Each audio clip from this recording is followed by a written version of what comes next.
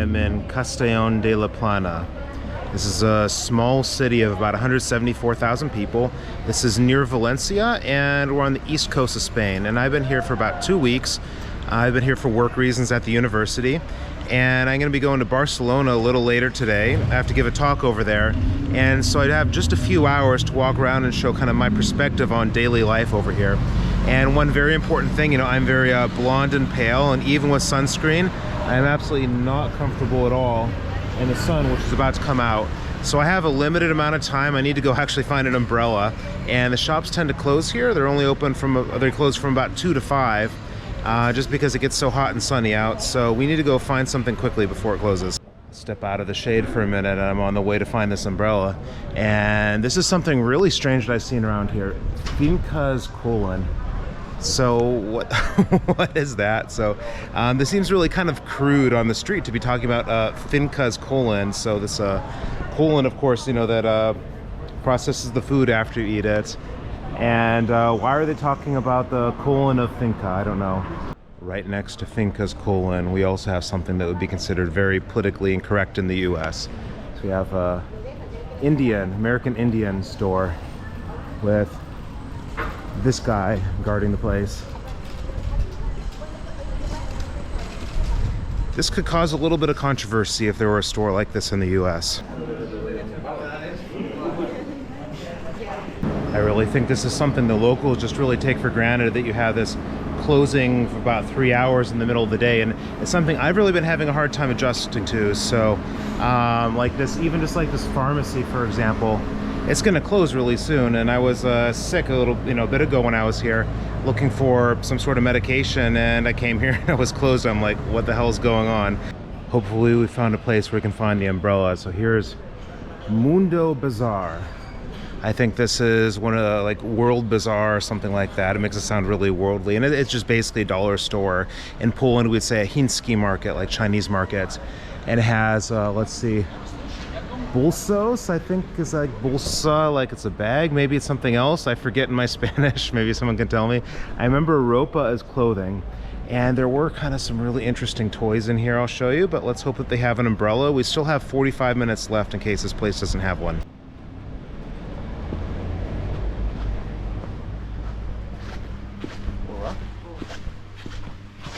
There are a couple interesting things here in the toy aisle. I'm not going to speak too loudly. We have a chimpanzee happiness bush. The best welcome gifts for the children. Would you let your kid play with the chimpanzee happiness bush? Someone let me know in the comments if this is what the kids in Castellón play with. That sounds kind of dirty. Not even a chimpanzee. This is also kind of interesting down here.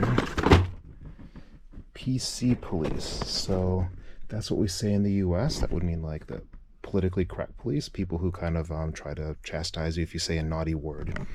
And I guess in Castellón they have an actual police car that comes if you say something bad. Success. So I got the umbrella. We still even have the tag on it. And Google Translate, I think, did me kind of poorly. So it said umbrella was sombría, which I think is more like a beach umbrella. So I was asking them for sombría, and there was some confusion. So these Chinese stores can be a little handy, though. They have all kinds of stuff. I don't think the quality is necessarily that good. I think if long term you need something, it's probably better just to buy it at another place where it'll last longer. But I did actually want to look for like a Hannah Montana umbrella or something like that. And I'm sure if I was in Indonesia, there's tons of Hannah Montana stuff I saw last time I was there. I'm heading more towards the university now. And there's a really nice park on the way there. This is Park Ribalta. And I've been warned that there's a big problem with mosquitoes in some months. I think they're called tiger mosquitoes that came here that apparently are more aggressive. But this is just a really beautiful park. I think we're going to walk around it a little bit and just see on the way there. This might come from living in a colder place, but I really like the combination of the architecture in this place and the plants that I would never see, say, in Poland or, from my hometown of Detroit. just anytime seeing these types of trees, I mean, it just screams, it's just interesting, foreign, kind of tropical sort of place. And I know everyone here, I'm sure, is just totally used to this sort of thing, but I don't know, I never get tired of looking at these things. These are so cool. Just thinking how nice it would be to live around a park that looks like this. I mean, I know probably everyone here is just totally used to it and desensitized to it, but there's just something a little idyllic about it. Like, I know I saw, for example, there was a woman walking around here with her baby in a stroller, singing with the baby. I don't want to beat this point to death though, but I mean, really, look how beautiful this park is. Like, this is, I don't know, any of the parks that I grew up next to, you know, when I was a kid. I mean, they had some interesting playgrounds, but nothing just like this. I mean, just how idyllic and amazing this is.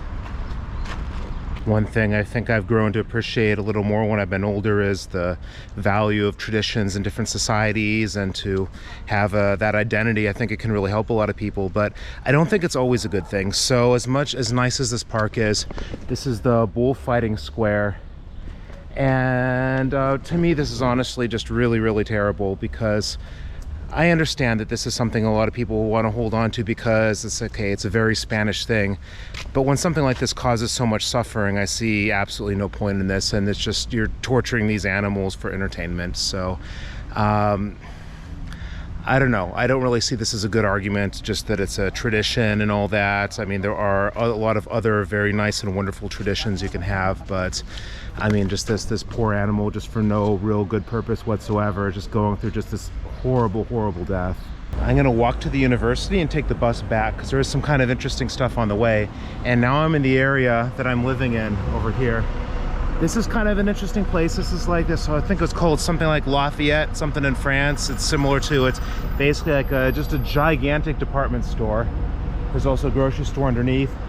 So it's not really like a mall. It's like if you had, I don't know, like a Sears or Macy's or something, but it was just like one gigantic building. I wanted to show something that's probably the most bizarre from my perspective of anything I've seen here.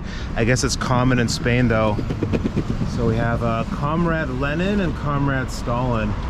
And in all fairness, this to me is just extremely distasteful, you know, out of the tens of millions of people that died from that regime.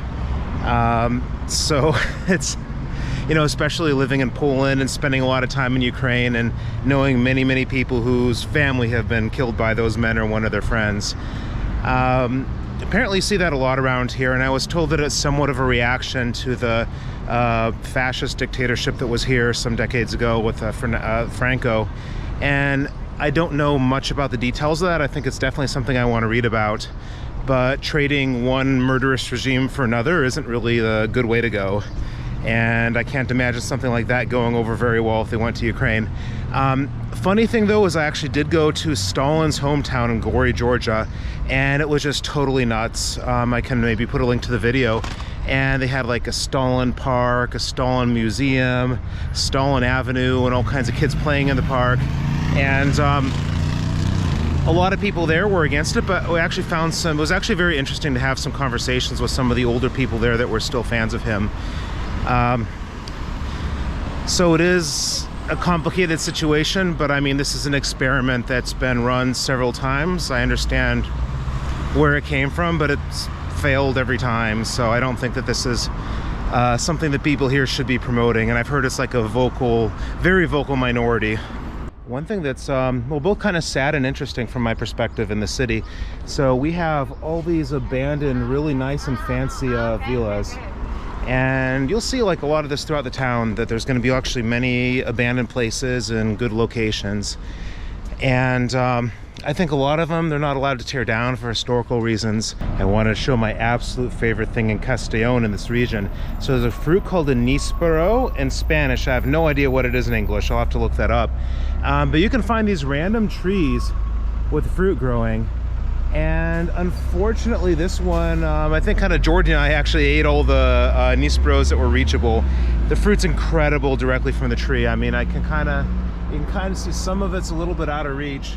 There's some that are a little higher up that would be good, but there's no way I could actually reach those, and the stuff close up just isn't good anymore. You can buy this fruit in the grocery stores here, but it's just really not any good. What's the point of this big fancy bridge? Here's the river. Does anyone else see a river? I don't. But and the whole 2 weeks I've been here, I've seen no river. But what I've been told actually happens is that the water, like when the rain comes down, there can just be a ton of water that just rapidly fills up. And I've heard of people parking their cars in this sort of place because they can't find anywhere else. You know, looks convenient. And apparently when the river comes, it just comes really, really quickly. And I guess some people have had some very bad things happen with the water just swiping everything away, trying to get their car before it takes it. So I think there might have been some people who have died because of this. I'm at the university in Castellon, and they had something really amazing happen here yesterday. 2 physics Nobel Prize winners came. There was Sergei Harosh and Frank Wilczek. And I saw Frank Wilczek in this building over here. We need a more coherent unification of general relativity and quantum mechanics. They're actually going to have another guy coming, unfortunately he'll be gone, as a chemistry Nobel Prize winner, Jean-Marie Len. I don't really know chemistry that well, so I'm not entirely sure what he did, but I would love to have gone to his talk if I could be around for it. And this is pretty much where I've been spending a lot of my time since I've been here. While I'm here, I'll just show you where I've been staying and working, because they gave me a little mini office.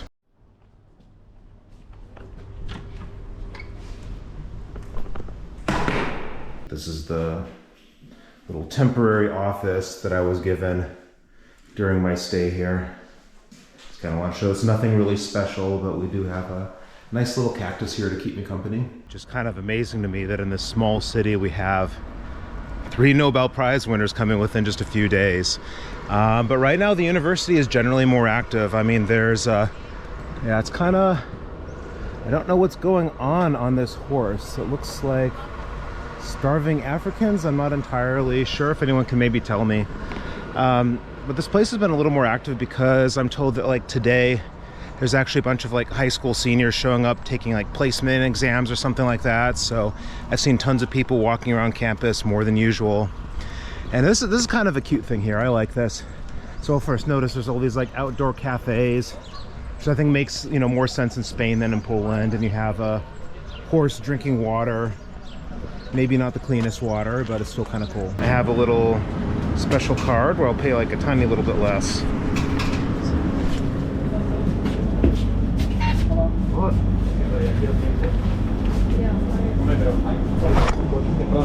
It's kind of funny. I was just hearing Polish being spoken on the bus when I got off. So I guess it's a good time to mention now that like this is really not a touristic city as far as I can tell. I think those guys are kind of looking at a map and I recognize, so you know, Dzień dobry talk just a lot, and a bunch of other language, you know, from Polish, words from Polish, but in general, I think it's mostly people from Spain and just people living here. So, you know, what do I think of this city? It's definitely, I think it would be a very kind of nice, quiet place to live. It's not crazy and energetic like Barcelona. I don't think that there's really a lot of tourists here, but I think it's something that seems like it'd be kind of nice to relax with the family. And it's big enough to have plenty of stuff around here. You definitely don't need a car. There's a good enough public transportation. I think sometimes it can be easier if you have a car, but I kind of like this sort of thing. There's what to me is a little bit of a unique feature of the city that's a little surrealistic. So this artist, Ripollés, and sorry if I pronounced that way wrong, has tons of surrealistic sculptures all throughout the city. And I don't have that much time left before my train, so I'm going to show you as many of these as I can before I have to make it. And here's one of them, and they all seem to have 2 faces. There's one face and one on the other side here. He has a books for a hat. And this is kind of interesting because you see this heart over here. There's another statue on the other side that's actually missing the heart.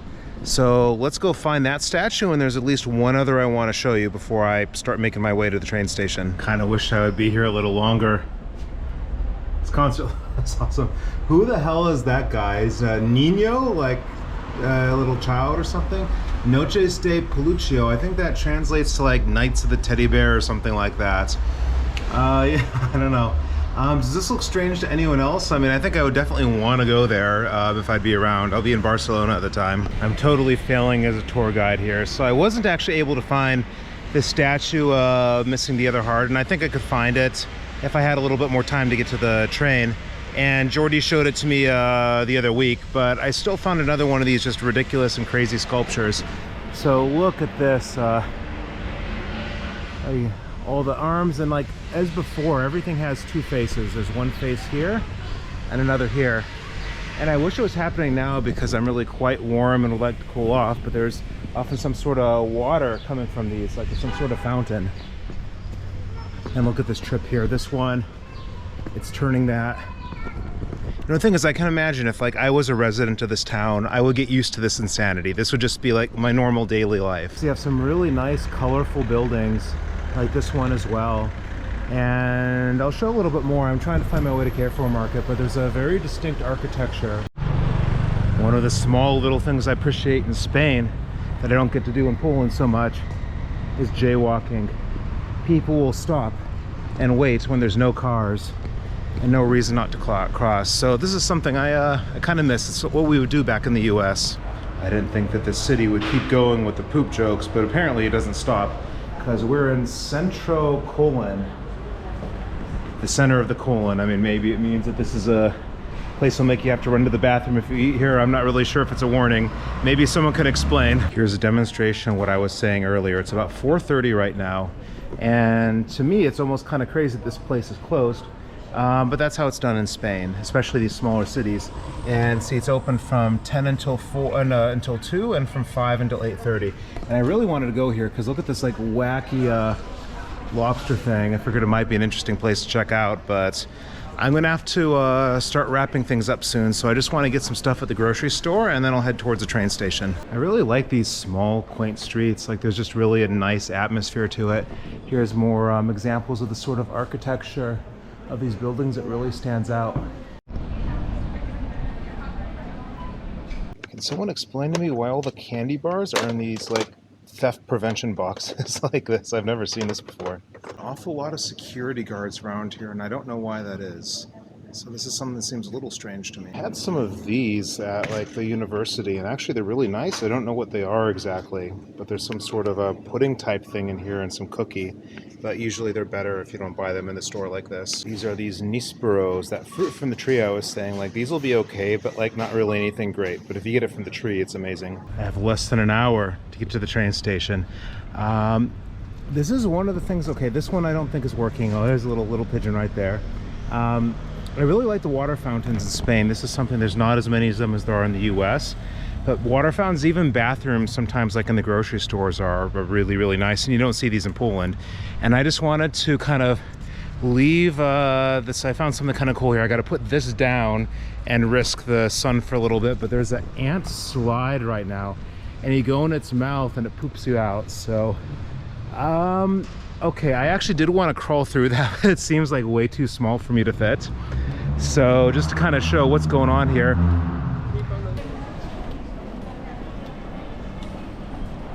I made it on time.